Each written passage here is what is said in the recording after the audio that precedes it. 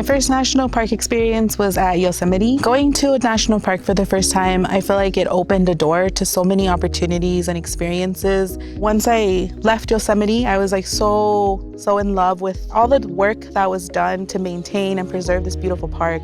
So when I came back home, I just got really inspired. I heard about a training opportunity to train folks on how to be public land advocates. And at that training opportunity, they brought out rangers that looked like me, had similar last names as me, and they were in a Forest Service uniform. Prior to going to a national park, I thought of success and wealth a lot differently. You know, the things that you own, having the newest like technology as an example. And then having gone to national park, I think that really changed my perspective, and I find wealth in the experiences, the places I go and the people I go with. And that all is just more so having been to a place that you know is public land for you.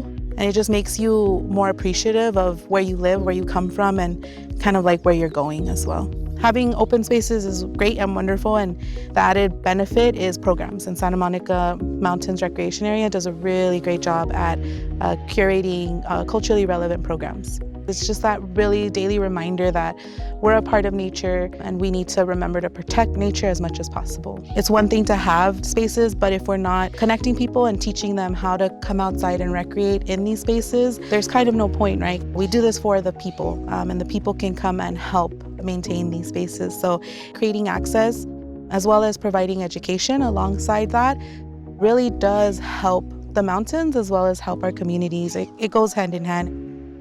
For me, access isn't just bringing people out here, right? It's not just the transportation, but providing them information, providing them resources, letting them know they can camp, like where we are today, and how do you go camping, what do you take with you?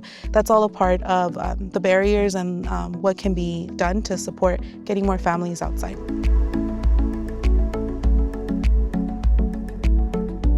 What inspires me as an artist is really that intersection of city and nature, just highlighting that there is nature in this city. I just love to amplify that in my pieces.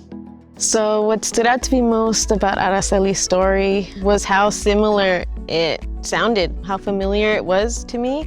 I was just thinking of Araceli and making her story true and vibrant and bright with my painting style. What I have included in my piece is like topography, kind of like this feeling that you're looking at a map, but also wanting to highlight that, well, we're at Sandstone Peak today, and so that's part of the piece as well. She inspired that into the piece. She's definitely inspiring me to what other places can I go to. My experience as a Latina mujer and how that inspires my art truly goes back to like my mom and where she's from. So she's Nicaragüense. And so I feel that plays a role in my artwork. So I love kind of spotlighting those colorful elements in nature.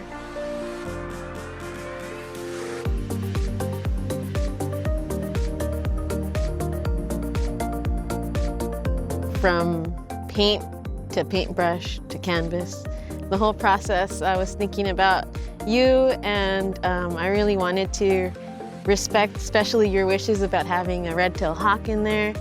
But something that super inspired me was your zine that you created for your community. I feel like something that you and I connect with is that we want to give back to our community. We want to share. There's these natural spaces out here that you can enjoy. Bring your friends, bring your family. Yeah, this piece was for you. Thank you. Yeah, so with that being said, I want to reveal it to you. Here it is.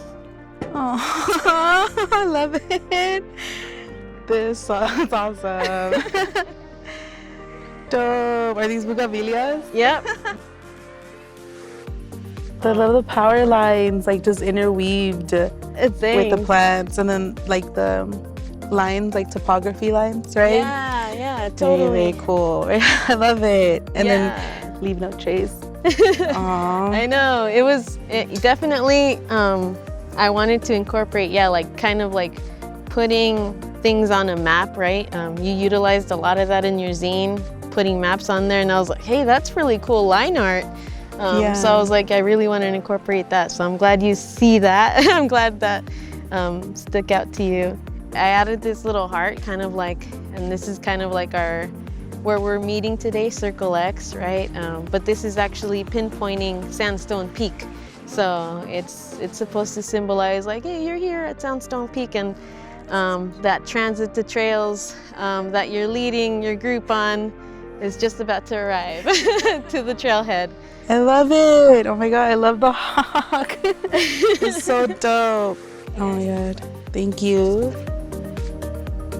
It's important to protect parks and open spaces, not only for the animals and the plants, but for the communities. This is where folks can come out to experience fresh air, drink clean water, to breathe, and to experience what it means, you know, to not be so crowded and congested out, especially out here in LA. And it's really beneficial for our mental and physical health.